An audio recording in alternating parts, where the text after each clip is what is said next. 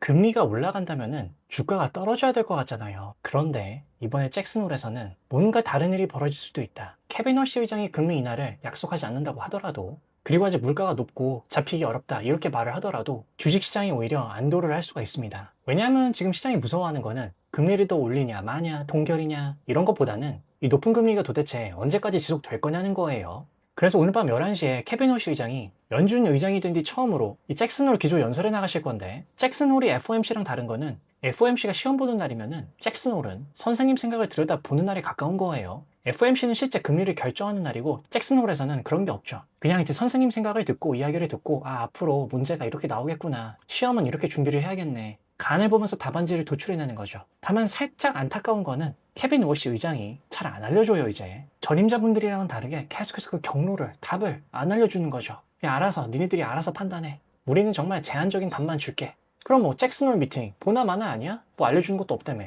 그런데 지금은 전혀 그런 게 아닌 게, 오히려 아무 말이 지금 없으면은 큰 문제가 생길 수 있어요. 시장에서 지금 케빈 워시 의장을 주목하는 이유는 당신은 어떤 사람입니까? 아니 도대체 뭘 좋아하고 뭘 싫어하고 당신의 의도는 뭐예요? 한마디로 9월에 금리 올립니까 안 올립니까 이것보다는, 이봐요 케빈, 당신은 도대체 어떤 기준으로 물가를 잡는 사람입니까? 이게 주요 메뉴고 포인트죠 오늘. 그런데 우리 워시 의장은 그 판단 기준 자체를 지금 다시 재조립하고 있어요. 다시 뚝딱뚝딱 만들고 있는 거죠. 시장이랑 소통은 어떻게 할지, 연준이 들고 있는 자산은 어떻게 할지, 경제 데이터를 어떻게 보냐, 그리고 지금 떠오르는 AI가 어떻게 일자리랑 생산성에 영향을 미칠지, 결국에 그래서 물가를 어떤 방식으로 판단을 할지, 이거를 아예 5개 카테고리로 나눠가지고 하나하나 조목조목 들여다보고 있어요. 지금 직원들이랑. 한마디로 이번 잭슨홀은 단순히 이제 금리를 0.25% 올릴 거냐 동결이냐 이것보다는 앞으로 케빈 워시 의장이랑 그리고 연준이 무엇을 보고 금리를 결정할 거고 어떤 기준으로 연준을 이끌어 나갈 거냐, 그 기준을 공식적으로 천명하는 자리라고 볼 수 있겠죠. 그런데도 이렇게 입 꾹 닫고 있으면은 그건 정말 큰일인 거예요. 왜 이게 그런데 중요하냐면, 지금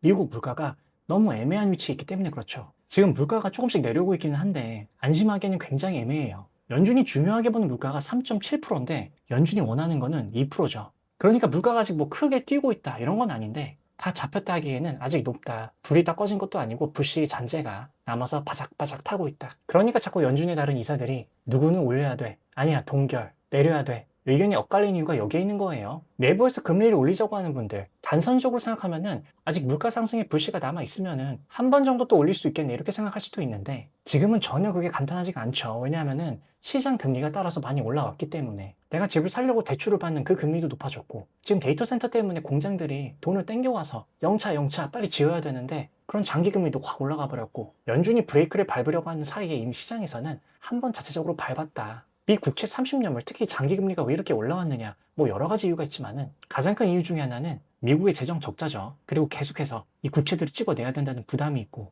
정말 체결되지 않는 미국과 이란의 그 MOU 때문에 협정이 계속 깨지고 있죠. 물가가 그럼 유가 때문에 계속 올라간다 이러한 부담도 있고, 장기채 시장에서의 수급 부담이 결국에는 실제로 돈을 빌리는 가격이 너무 비싸졌다 지금은. 그래서 이번에 엔비디아 실적 콜에서도 황 사장님이 그렇게 강조를 했죠. 이 자본 병목에 대해서. 그렇기 때문에 오늘 처음 단상에 올라가는 케빈 워시 의장님은 정말 큰 숙제를 지금 등 뒤에 짊어지고 있다. 물가에 대해서 말이야 너무 부드럽게 말씀하시면은, 아니 이 사람이 지금 정신없이 말이야 2%까지 잡을 생각이 있는 거야? 시장이 이렇게 볼 수도 있는 거고, 그렇다고 또 버퍼 없이 너무 세게 말해버리면은 이 높은 금리는 당분간 계속 되겠네. 이 장기채 30년물이 한 번씩 발작할 때마다 최근에 시장에 줬던 충격을 우리는 다 알고 있죠. 아니 그러면 어쩌라는 거야. 그래서 아무 설명도 또 안 하면은, 아니 뭐 생각이 있는 양반인가, 무슨 생각으로 정책을 하시는 겁니까, 이런 질타를 받게 되겠죠. 그래서 이번 연설의 핵심은 첫 기조 연설이다 보니까 매냐 비둘기냐 이것보다는 어떻게 신뢰를 보여주느냐, 여기에 훨씬 더 가까운 거죠. 금리를 몇 번 올릴지 뭐 동결인지 인하인지 이거를 말하지 않다 하더라도,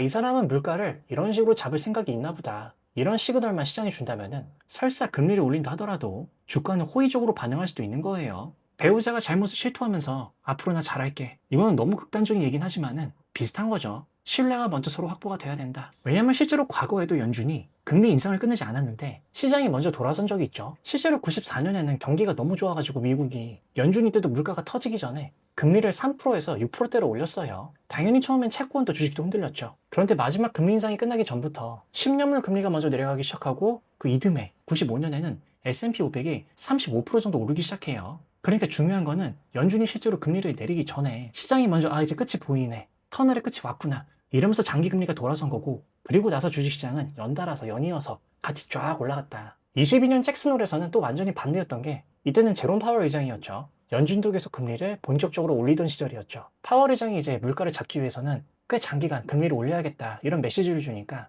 시장에서는 끝도 아니고 이제 계속 시작이구나. 이날 나스닥이 거의 마이너스 4% 빠졌죠. 그럼 지금 26년은 어디냐 우리는? 어느 시점에 있느냐? 당연히 지금 22년처럼 물가가 뭐 8%, 9% 그러니까 긴축을 시작하는 자리가 아니죠. 금리가 높은 상태로 꽤 왔고 장기 금리도 뭐 꽤 크게 올라와 있고 그렇다고 94년 후반에 또 그대로 값복사해서 가져올 수도 없는 게 PCE는 아직 3.7%고 이란 전쟁도 끝나지 않았고 아직까지 물가, 장기 금리를 끌어올릴 요인들이 많이 남아있죠. 그러니까 지금 자리를 한 문장으로 정리를 해보자면은 끝이 어딘지는 모르겠어. 어디가 끝나는지 난 모르겠어 그거는. 그런데 처음으로 끝이 어디쯤인지는 우리가 한번 타진해 볼 수 있는 자리다. 정확히 진단을 한번 해보자는 거죠. 그렇기 때문에 오늘 밤 케빈 워시 의장님의 첫 잭슨홀 미팅이 중요하다. 그래서 기조연설 이후에 진짜 봐야 될 거는 금리 인상 느낌이냐 인하 느낌이냐 동결 당연히 다 중요한데 그것보다는 연설이 끝나고 나서 어떻게 10년물 30년물 금리들이 어떻게 움직이느냐 시장이 해석을 한 그 답이 나오는 거예요. 연설 이후에 10년물 30년물 금리들이 이제 내려오기 시작한다. 만약 오늘 연설에서 물가를 어떻게든 잡겠다는 의지를 보여줬다는 그 가정하에 그러면은 이 높은 금리가 계속되는 그림은 아니겠구나. 죽음하게도 볕들 날이 있다. 이렇게 시장이 해석을 한 거죠. 반대로 의장님 말씀을 듣고 금리가 다시 막 튀어오르기 시작해요.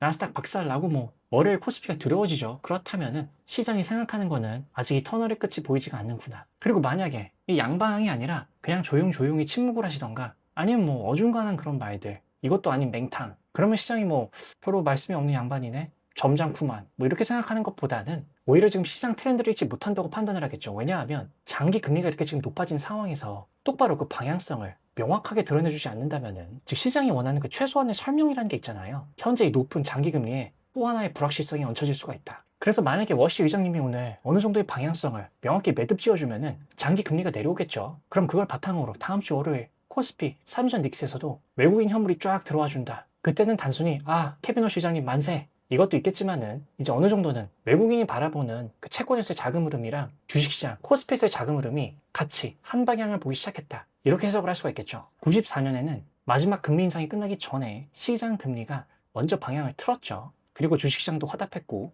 이번에도 시장의 지문이 또 올리냐 내리냐 동결이냐 이것보다 이 높은 금리가 이제 얼마나 남았냐 이렇게 바뀐다면은 주식은 첫 금리 인하보다 먼저 움직일 수 있는 거죠.